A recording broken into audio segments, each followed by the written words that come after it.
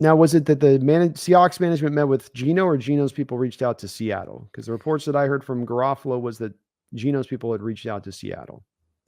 So we'll probably never know who did what. We'll probably get conflicting information and then never really get it settled. But according to Dugar, I think it was coming from management, and then according to Garofalo, it came from Geno. So who knows? Yeah, he's got 2 years left on the deal. That's the only thing with this, and if they can get him to a contract extension, I don't have a problem with it. Part of this, though, Brendan, comes to the evaluation that I have of Geno Smith that sometimes is wildly divergent than many of the fellow Seahawks fans who see him as not the option. And so my outlook of it is that I think it's hard to find quarterbacks. I think if you have a really good one and you got a good one, get the supporting cast around him and let's let it fly.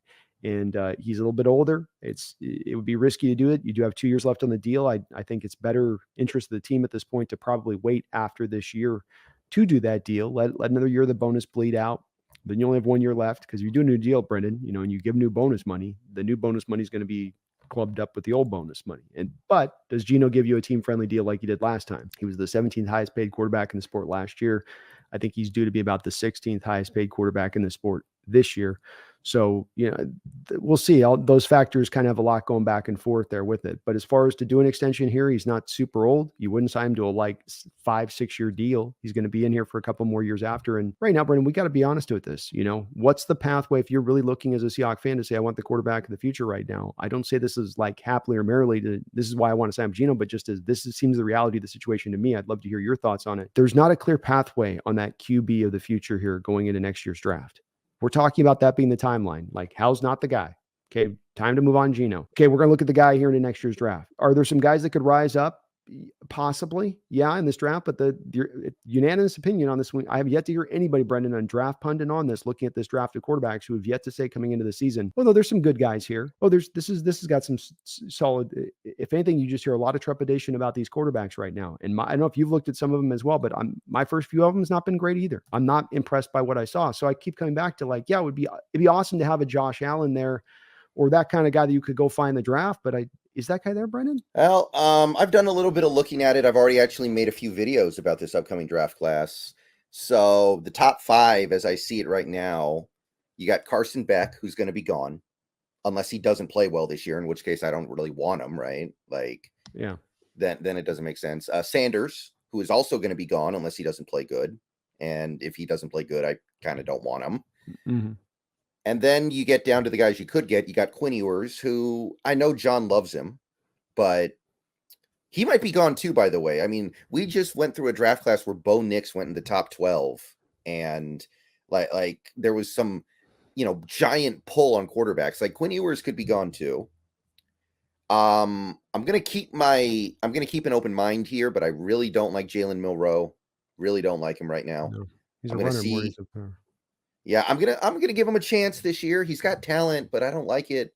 And then you got Cam Ward. I like him. Maybe you take him at the back end of the first. That's okay, right? I could dig it, kind of, if he plays well. Then you've got guys like, what's the guy's name? Connor Wegman. Mm-hmm. Connor Wegman. Like, maybe. I don't know much about him. I like Riley Leonard, but he's not like some blue chipper. He's going to be a guy who, he might be like, I don't know, a second round, third round guy that you get and hope he's like an adequate starter. He's not like some franchise QB, I don't think, even in the best timeline. So I don't know. It's not a great QB class. I agree with you there. Yeah. And you're right too. Those guys we have seen in recent years, sometimes those guys can rise up. So the possibility is there to happen. I just think that the factor of that happening, or the likelihood of that happening this year, is much lesser than it's been in recent years. And it feels a little bit akin to me, Brendan, walking into this draft class year for the quarterbacks. It feels a little bit like the Sam Howell. What was the other guy with Oklahoma at the time? Malik Willis. It was Malik Willis, and then it was the other kid that went to New Orleans now. Who was the South Carolina the South Carolina kid last year? Oh, Rattler. So it was Rattler at Oklahoma, and it was Howell going into it. It was Tyler Van Dyke, where he was hyping up those guys going into that season. It's like, well, it just didn't feel. It felt a little meh going in. I think KJ Jefferson was another guy, and he's still knocking around there. There's a bunch of quarterbacks been around the 15 years in college right now. But I just think that the end result on this is that you could end up finding yourself, if you don't go to Geno having to do something where you're stretching for a guy you're not completely sold on and giving up maximum draft capital to do it in addition to it. And if the option is that or to stay back with Geno, I'd stay with Geno. But again, I don't think you have to make this move right now because a year from now, you still have the leverage in that situation. And you've learned his fit in the offense and learned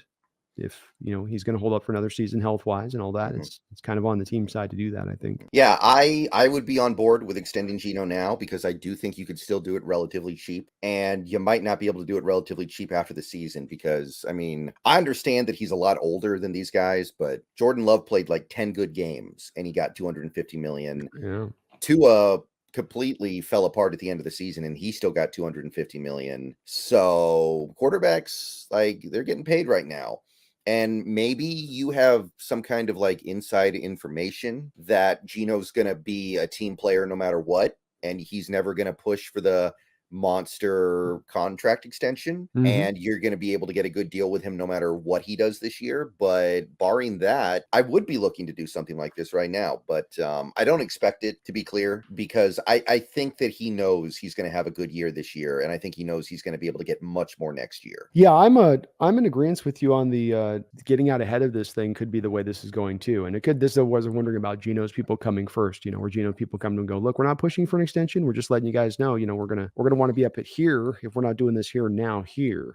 And maybe that gives you food for thought from Schneider's perspective on that. Or just like you said, there's that, hey, I'll work with you guys. Let's just lock this in long term so I know this is the 1 year off. And some of it's in anticipation of him doing really good in this offense, which hard not to kind of foresee. I've been saying, for the last, since we hired basically Grubb in here, it's a 4,600 yard, 35 touchdown season for me from Geno's perspective. And okay, he goes through and does that. You don't sign to a contract extension. Now what happens after this year? Well, he's definitely in line for a contract extension. But that's also the part that I like about maybe the possibility of you saying you wait out a year, because if you do wait the year out, maybe you're paying more of a price, but maybe you also do end up falling in love with one of these quarterbacks in the draft class, or there is an elder statesman quarterback who becomes available that nobody thinks would be available. I mean, Bills right now, for instance, I know this is pie in the sky a little bit, but like they're kind of, if it doesn't happen this year, are they finding themselves in a situation of going, maybe there's we got to turn this whole thing over a little bit. Like it ain't going to happen here with Josh on this, and not Josh's fault, but that the rest of the team isn't set up around that in the way they put it. I don't know that for sure. I'm just saying that could a trade like that show up, a la sort of the Stafford to Rams kind of situation a bit from a user goes, maybe something like that. So flexibility and timeline, but you're right, man. If you can get it at a discounted rate, heavily discounted rate at that, Brock Purdy's going to be making $55 million next year. Right. Exactly. And I'm not excited to live in that world. And a lot of people,